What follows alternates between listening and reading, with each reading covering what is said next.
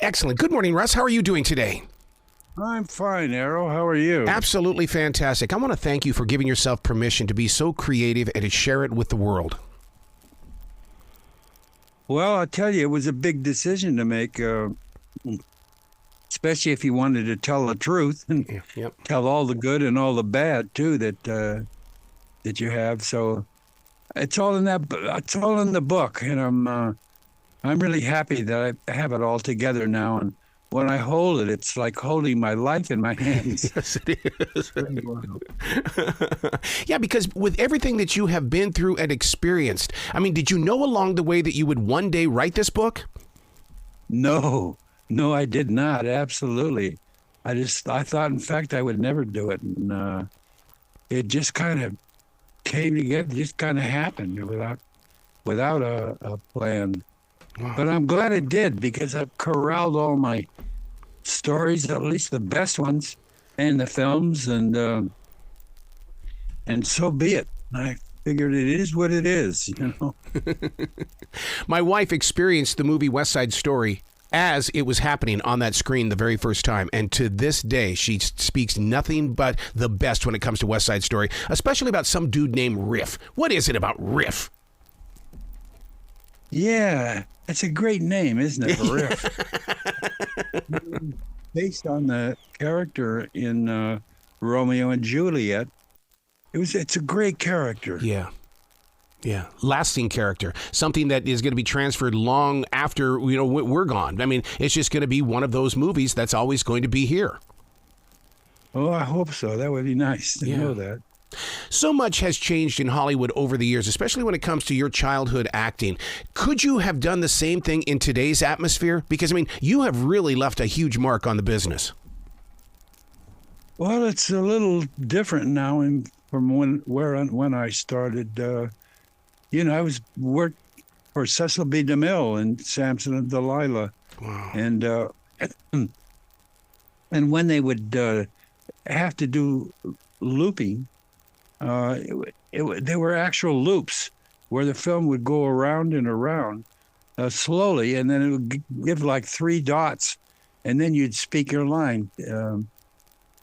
So that's how it did it. So how they did it then, and it's still called looping in a way, but it's not a loop anymore. Wow. When I think of Lloyd Bridges, I only see a black and white film or a television show. With you being right there on the set with someone as powerful as Lloyd Bridges, what was the colorized version like to just be that close to him? Lloyd? Yes. Yeah, he was the first one that gave me a break and gave me a job. It was the first job I had when I was like 10.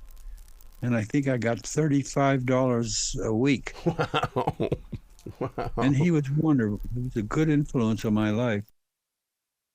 One of the things that I've loved about your journey is that you're very transparent with it. You're very honest with us as the viewer, because we've all been giving all these Hollywood stories through magazines and through different reports on television. But you give us that real up close and personal. Was it an easy task for you to get us this close to you?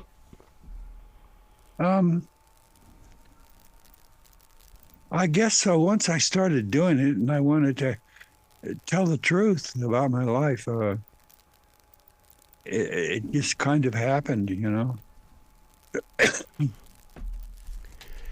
There's always been like a urban legend or an old wives' tale that says that Michael Jackson used many of your moves in his video. Did he, or did you get to help on that set at all?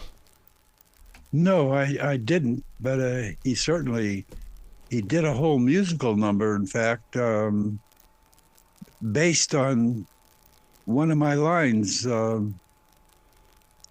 One of my lines in West Side Story was "Beat It." Yes. You know, that was the first one when I looked at him and I said, "Beat it." And Michael took that did a whole number, called "Beat It." To make that transition, you went from a child actor into musicals, and now the next transition of your journey was to do dramatic roles. I have a hard time being a radio disc jockey and then going into a talk show. What was it like for you?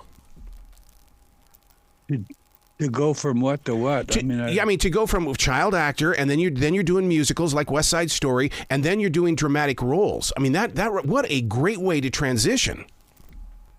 Yeah, well, they were kind of intermixed. It wasn't like I was just doing one genre and then jumped to another, and that was it. It was like I went back and forth. I did musicals and would do a musical and then do a comedy. And then do a Western and then do a drama. So they just all intermixed. I was lucky that way to have been able to perform that much. Yeah. And that goes all the way back to the beginning of our conversation where I thanked you for everything that you've done because you gave yourself permission to be such an explorer. Well, thank you. It's been an interesting life, I must say. Well, this book for West Side Story fans as well as all movie fans is going to be cherished forever. I mean, I can't get it out of my wife's hands. I mean, it's just amazing what you have shared with us. Well, thank you so much. It's good to know that all those stories are finally coming out. Yeah. And I'm happy to have it all in this book. I hope you enjoy reading it. Absolutely. Please come back to this show anytime in the future. The door is always going to be open for you. Well, thank you so much, Errol. You be brilliant today, okay? Okay.